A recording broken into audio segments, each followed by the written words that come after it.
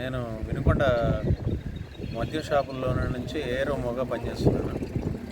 మన నర్సరావుపేట డిపో పరిధిలోని వినుకొండ 7 షాపుల్ని వినుకొండ శివారు ప్రాంతాల్లో తీసుకొచ్చి ఎక్స్పైర్డ్ అయిన వైన్ బాటిల్ అంటే జాన్ జాకబ్ వైన్, తర్వాత Prince Port wine, vintage RR wine, ఈ 3 బ్రాండ్లలో నుంచి మొత్తం కలిపి 3261 బాటిల్ను 7 షాపుల్ని వినుకొండ శివారు ప్రాంతానికి కమిషనర్ గారు ఇచ్చిన ఉత్తర్వుల మేరకు, అలాగే డిఎం నర్సరావుపేట వారి డిపో మేనేజర్ గారు ఇచ్చిన ఉత్తర్వుల మేరకు మధ్యవర్తులు అయినటువంటి సచివాలయ సిబ్బందితో కలిసి డిస్ట్రక్షన్ ప్రాసెస్ నడిపాము.